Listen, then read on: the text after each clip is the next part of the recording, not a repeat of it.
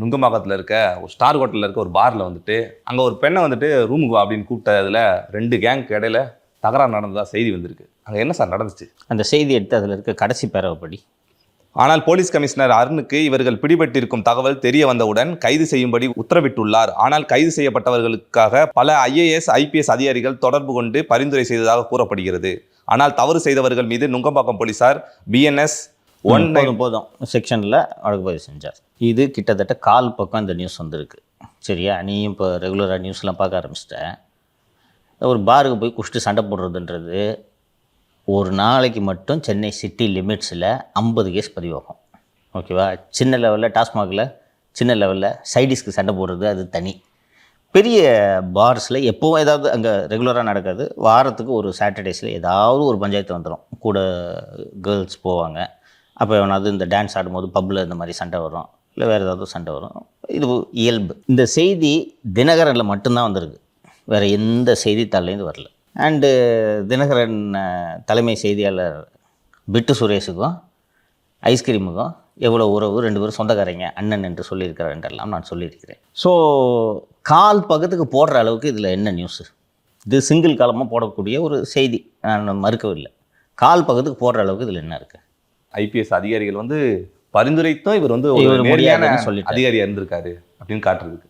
என்னென்னு விசாரித்தா எப்படிப்பட்ட அலங்கோலமான அதிகாரிகளை வைத்துக்கொண்டு முதல்வர் ஆட்சி நடத்தி கொண்டிருக்கிறார் என்பதை முதல்வர் தெரிந்து கொள்ள வேண்டும்.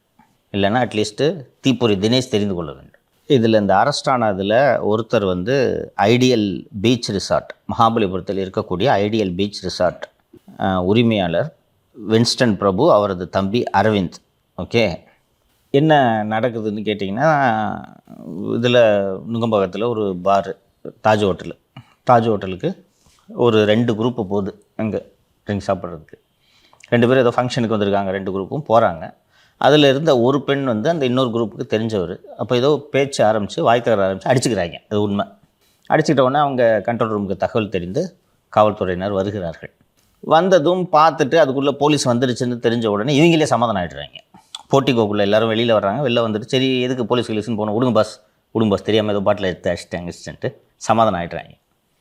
தகவல் கமிஷனருக்கு தெரியப்படுத்தப்படுகிறது. அவர் ஐஸ்கிரீம் பிறப்பித்திருக்கக்கூடிய உத்தரவு என்னவென்றால், சிட்டி லிமிட்ஸில் பாரில், அது ஸ்டார் ஹோட்டல்ஸ் பாரில் என்ன இன்சிடென்ட் நடந்தாலும் எனக்கு தெரியும்.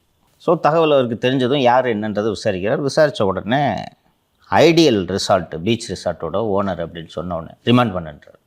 இல்லை சார் அவங்க சமாதானம் ஆகிட்டாங்க அப்படின்னு சொன்னோடனே அதில் ஒரு பெண் இன்வால்வ் இல்லை.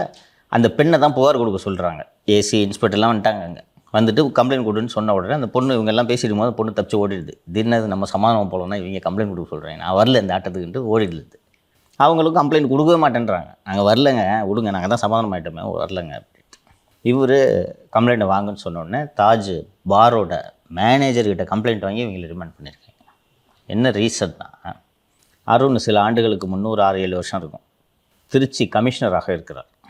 இந்த ஐடியல் பீச் ரிசார்ட்டுக்கு ஓனருக்கு, அந்த குரூப்புக்கு தஞ்சாவூரில் ஐடியல் ரிவர் வியூ ரிசார்ட்னு ஒரு ரிசார்ட் இருக்குது.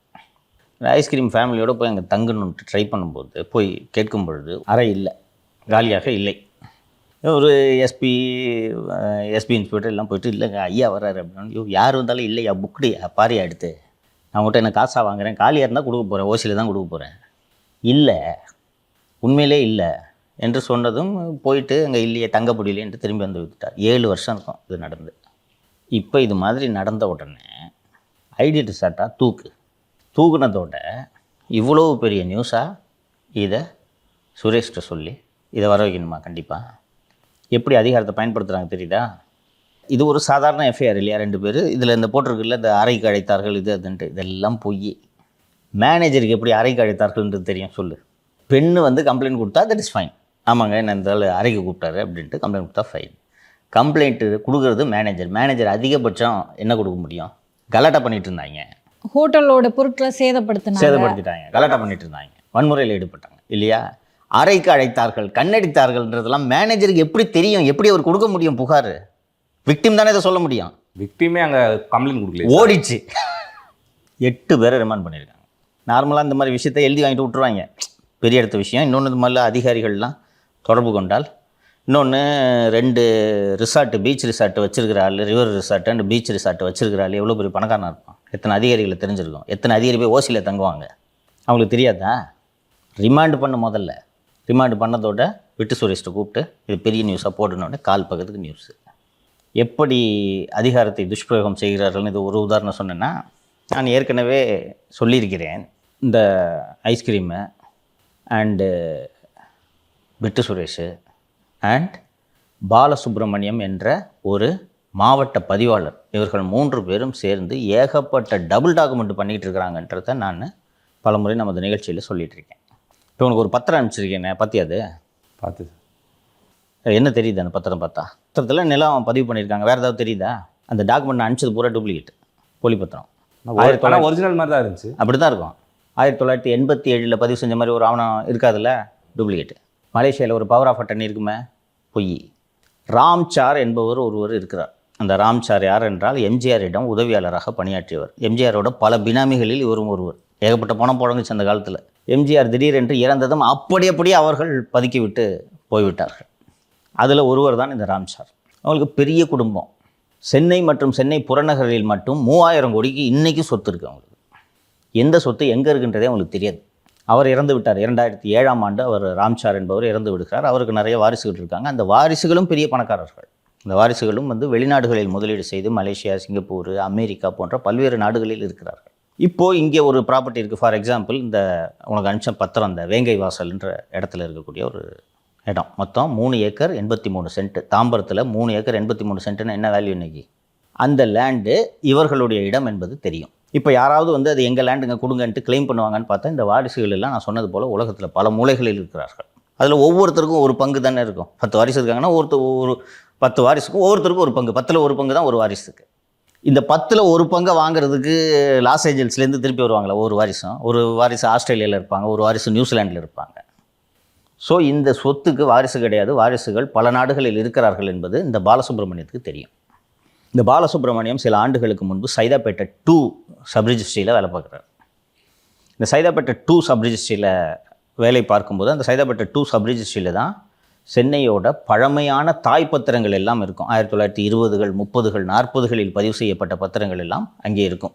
இந்த பத்திரம் இடத்தை ஐடென்டிஃபை பண்ணுறது. இடம் அனாமத்தா, ஆக்குபேஷன் இல்லாமல் மரங்கிற முளைச்சி இடிஞ்சு இருக்குன்னா அந்த இடத்த ஐடென்டிஃபை பண்ணி அதோட பத்திரத்தை எடுத்துட்டு 1970ல் ரிஜிஸ்டர் பண்ண மாதிரி பத்திரம், 80ல் ரிஜிஸ்டர் பண்ண மாதிரி பத்திரம், 90ல் இப்போ நான் அனுப்பிச்சது 87லையும் 92லையும் ரிஜிஸ்டர் பண்ண பத்திரம், இது மாதிரி ரிஜிஸ்டர் பண்ண பத்திரம், இதெல்லாம் டபுள் டாக்குமெண்ட் ரெடி பண்ணுறது.